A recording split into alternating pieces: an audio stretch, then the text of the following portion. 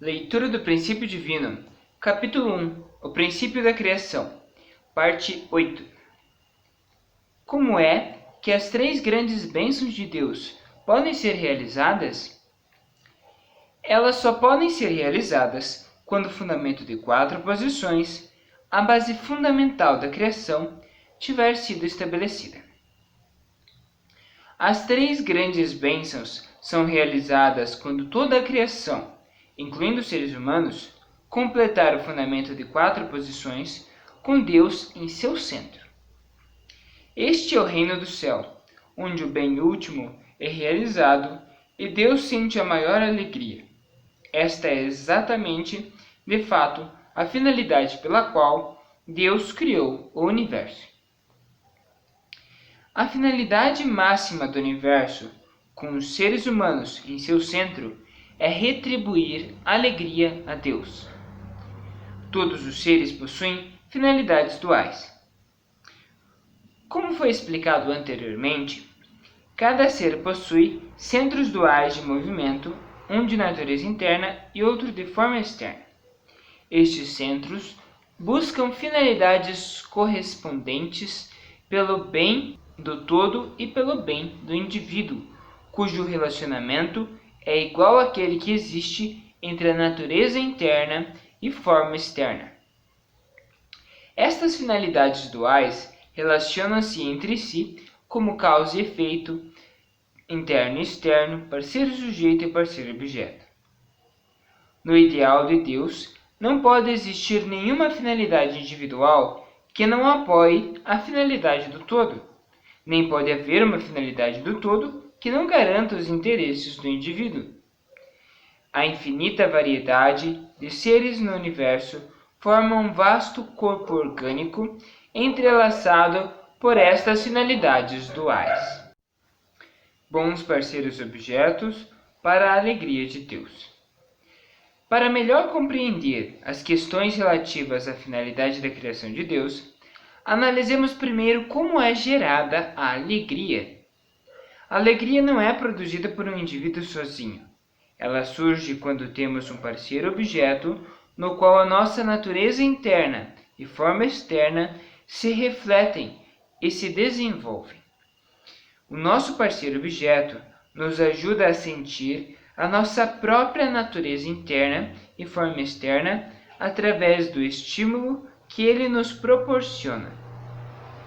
Este parceiro objeto pode ser intangível ou substancial. Por exemplo, um parceiro objeto de um artista pode ser uma ideia em sua mente, ou a pintura ou escultura acabadas que substancializam esta ideia. Quando visualiza sua ideia ou contempla a sua obra, o artista é estimulado ao sentir a sua própria natureza interna e forma externa nela refletidas, e sente alegria e satisfação. Quando o parceiro objeto é apenas a sua ideia, a alegria que esta lhe traz não é tão profunda nem estimulante como a de uma obra acabada. Esta natureza dos seres humanos tem origem na natureza de Deus. De um modo semelhante, Deus experimenta a plena alegria quando é estimulado por seus parceiros objetos substanciais ao sentir o seu próprio caráter interno original e forma externa original através deles. Foi dito anteriormente que quando o reino do céu for realizado, através do cumprimento das três grandes bênçãos e do estabelecimento do fundamento de 4 posições, ele se tornará o bom parceiro objeto que dá alegria a Deus. Vamos investigar como o reino do céu se tornará o bom parceiro objeto de Deus. A chave para a primeira bênção de Deus é o aperfeiçoamento do caráter individual. A mente e o corpo do indivíduo são projeções separadas e parceiros objetos das características duais de Deus. Para o indivíduo aperfeiçoar o seu caráter, ele tem que formar um fundamento de 4 posições em si mesmo, no qual sua mente e seu corpo se unam através da ação de dar e receber, com Deus no seu centro. Tais indivíduos tornam-se templos de Deus, alcançam a unidade total com Ele e adquirem uma natureza divina.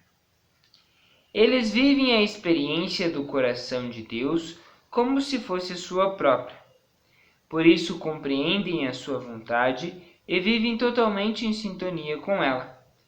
Quando uma pessoa permanece em um estado de perfeição individual, seu corpo existe como o parceiro objeto substancial de sua mente, porque o centro de sua mente é Deus. Ela também vive como parceiro objeto substancial de Deus. Tanto a mente quanto Deus se regozijam ao sentir a sua natureza interna e forma externa, através do estímulo que os seus parceiros objetos lhes dão. Portanto, quando as pessoas realizam a primeira bênção de Deus, tornam-se pessoas amadas por Ele, as quais o inspiram com alegria. Se as pessoas compartilhassem todos os sentimentos de Deus como se fossem seus, elas jamais cometeriam qualquer ato pecaminoso que cause sofrimento a Deus. Isto significaria que elas nunca cairiam. A segunda bênção de Deus devia ser cumprida por Adão e Eva, depois de ambos terem alcançado a perfeição individual como parceiros objetos de Deus, cada um manifestando um aspecto das características duais de Deus. A fim de construir o fundamento de 4 posições na sua família, Adão e Eva deveriam unir-se em amor como marido e esposa e criar os seus filhos. Isto teria sido a realização da segunda bênção. Uma família ou sociedade que tenha formado o fundamento de 4 posições de acordo com o ideal de Deus é modelada à imagem de um indivíduo perfeito. Torna-se assim o parceiro objeto substancial do indivíduo que vive em unidade com Deus e, consequentemente, o parceiro objeto substancial de Deus. O indivíduo sente alegria e, do mesmo modo, Deus sente alegria quando cada um observa nesta família ou comunidade a manifestação de sua própria natureza interna e forma externa. Quando a segunda bênção de Deus é realizada, esta família ou comunidade torna-se também um bom parceiro objeto, dando alegria a Deus. Antes de estudarmos como uma pessoa pode se tornar um bom parceiro objeto que dá alegria a Deus, ao realizar a terceira bênção, temos que analisar o relacionamento entre os seres humanos e a criação, do ponto de vista da natureza interna e forma externa. Antes da criação dos seres humanos, Deus criou o mundo natural, expressando reflexões parciais da natureza interna e forma externa que ele havia concebido para os seres humanos. Consequentemente, um ser humano contém em si mesmo a soma total das essências de todas as coisas. É por esta razão que ele é chamado de microcosmos do universo. Quando Deus criou os seres vivos, ele começou por criaturas de ordem mais básica. Com o passar do tempo, ele criou animais de ordem superior, com funções biológicas mais complexas, culminando nos seres humanos em nível mais elevado. Por conseguinte, os seres humanos contêm todos os elementos, estruturas e qualidades encontradas nos animais. Por exemplo, as cordas vocais humanas são tão versáteis que podem imitar o som de qualquer animal. Porque o corpo humano contém todas as curvas e linhas belas da criação, os pintores refinam suas técnicas desenhando modelos nus. Embora os seres humanos e as plantas possuam estruturas e funções diferentes, ambos são semelhantes na medida em que são compostos por células. Todos os elementos, estruturas e características das plantas podem ser encontrados nos seres humanos. Por exemplo, as folhas de uma planta correspondem ao pulmão humano em aparência e função. Assim como as folhas absorvem o dióxido de carbono da atmosfera, o pulmão humano absorve o oxigênio. Os ramos e os caules das plantas correspondem ao sistema circulatório humano, que distribui os nutrientes por todo o corpo. O xilema e o floema correspondem às artérias e veias humanas. As raízes de uma planta correspondem ao estômago e intestinos humanos, que absorvem os nutrientes. Ficaram curiosos sobre como vai continuar este capítulo?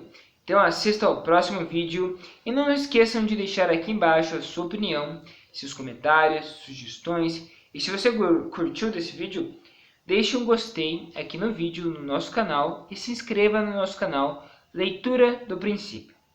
Até o próximo vídeo.